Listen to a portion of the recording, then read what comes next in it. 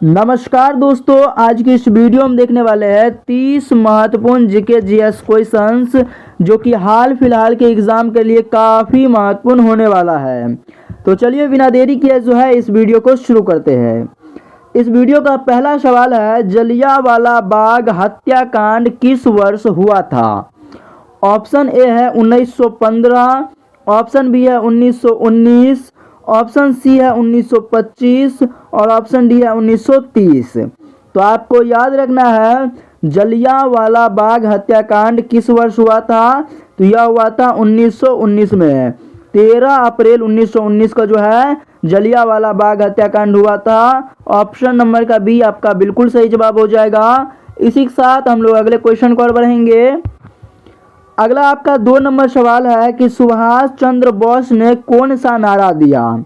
Option A है जय जवान जय किसान का, ऑप्शन बी है करो या मरो का, ऑप्शन सी है तुम मुझे खून दो मैं तुम्हें आज़ादी दूंगा, ऑप्शन डी है इंकलाब जिंदाबाद।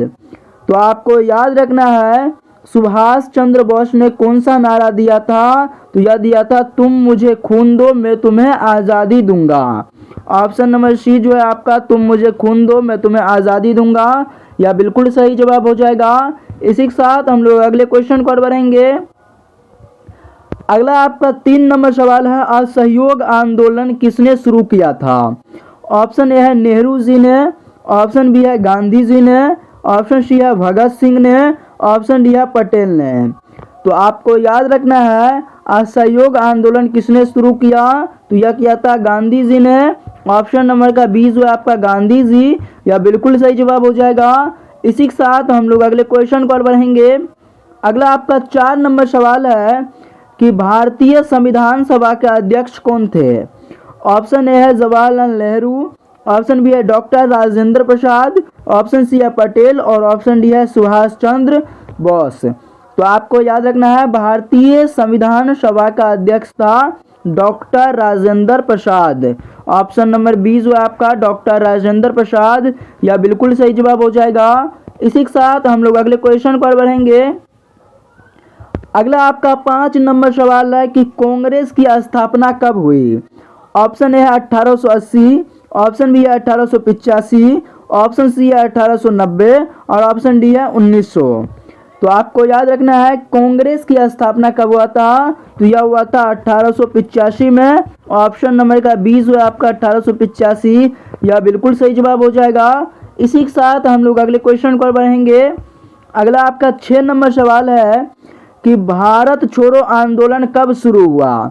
ऑप्शन ए है 1920, ऑप्शन बी है 1930, ऑप्शन सी है 1942 और ऑप्शन डी है 1950। तो आपको याद रखना है भारत छोड़ो आंदोलन जो है कब शुरू हुआ था। तो यह हुआ था 1942 में। ऑप्शन नंबर सी जो है आपका 1942, यह बिल्कुल सही जवाब हो जाएगा। इसी के साथ हम लोग अगले क्वेश्चन पर बढ़ेंगे।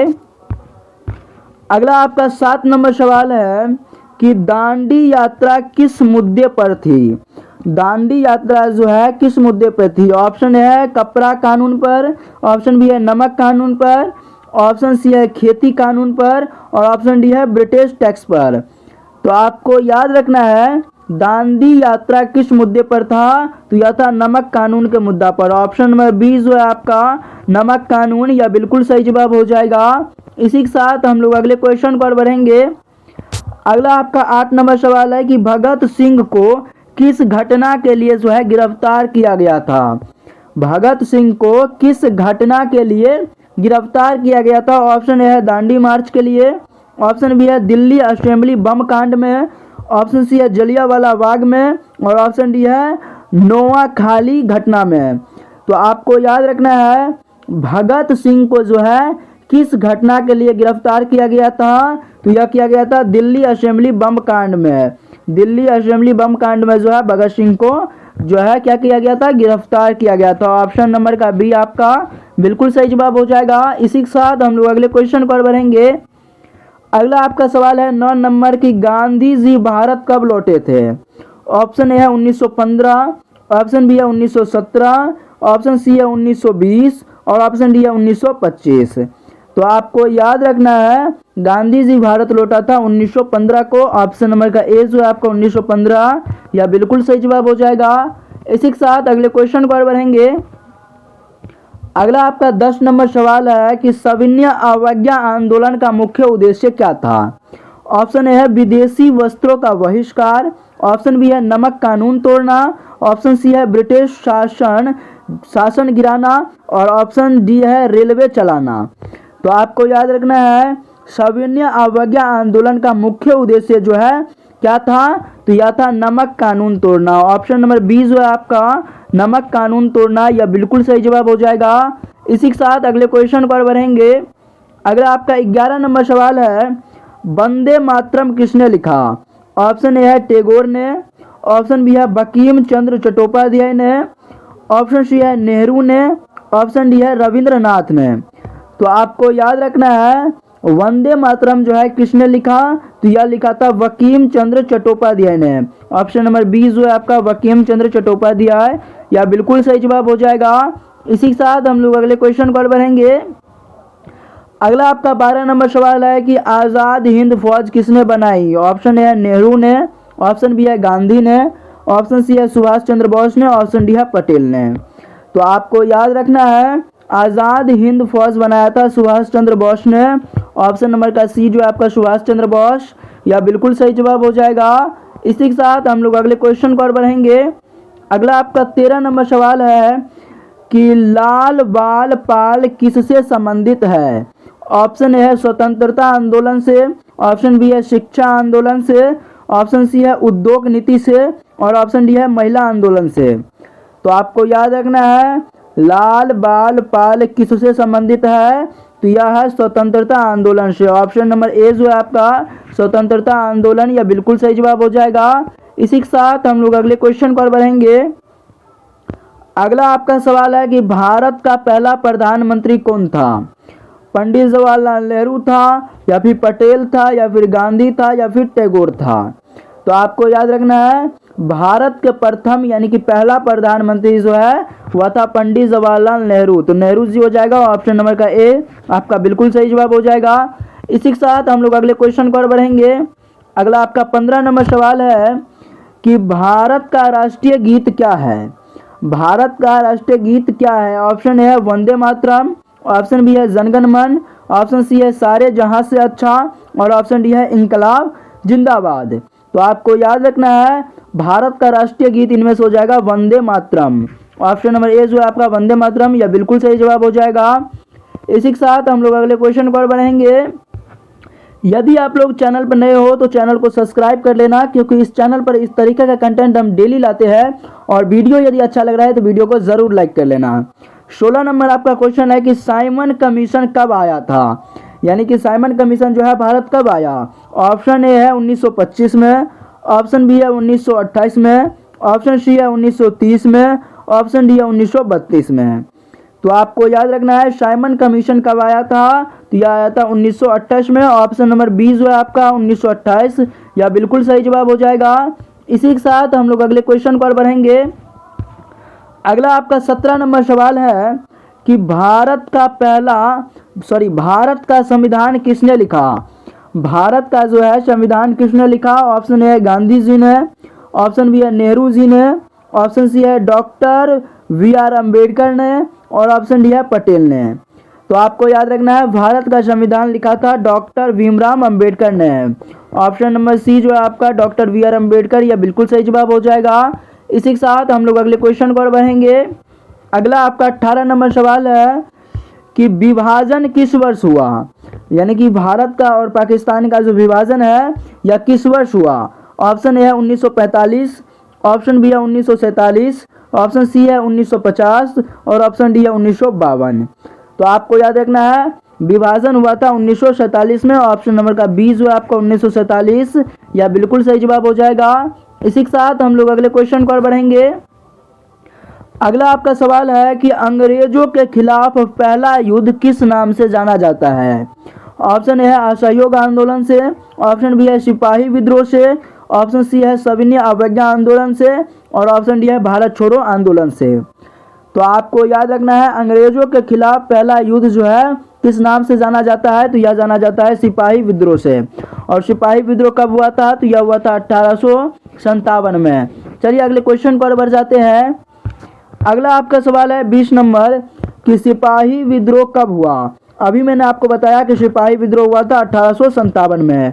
ऑप्शन नंबर का 20 हुआ आपका 1857, यह बिल्कुल सही जवाब हो जाएगा। इसी के साथ हम लोग अगले क्वेश्चन को बढ़ेंगे। अगला आपका 21 नंबर सवाल है कि गांधी जी को महात्मा किसने कहा? नेहरू जी ने, रविंद्रनाथ टैगोर ने, या फिर सुभाष चंद्र बोस ने, या फिर बाल गंगाधर तिलक ने? तो आपको याद रखना है गांधी जी को महात्मा कहा था रविंद्रनाथ टैगोर ने। ऑप्शन नंबर 20 हुआ आपका रविंद्रनाथ टैगोर, यह बिल्कुल सही जवाब हो जाएगा। इसी के साथ हम लोग अगले क्वेश्चन को बढ़ेंगे। अगला आपका 22 नंबर सवाल है कि चंपारण आंदोलन किस फसल से जुड़ा था? ऑप्शन ए है गेहूं से, ऑप्शन बी है नील से, ऑप्शन सी है चाय से, ऑप्शन डी है कपास से।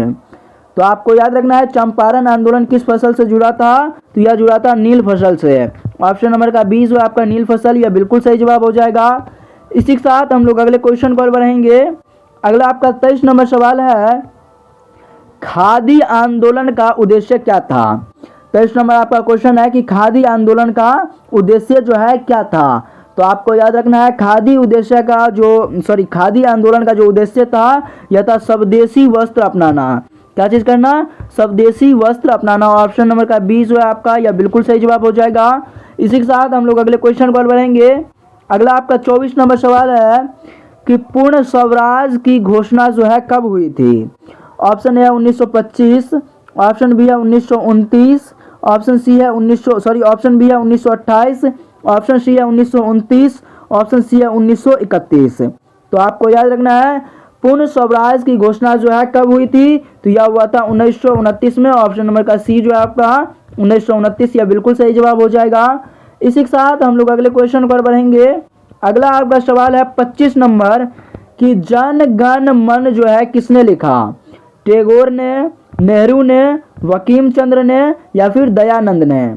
तो आपको याद रखना है जन गण मन जो है किसने लिखा था? तो यह लिखा था रविंद्रनाथ टैगोर ने। ऑप्शन नंबर का ए आपका बिल्कुल सही जवाब हो जाएगा। इसी के साथ हम लोग अगले क्वेश्चन को बढ़ेंगे। अगला आपका 26 नंबर सवाल है कि किस आंदोलन के दौरान विदेशी कपड़े जो है जलाए गए थे?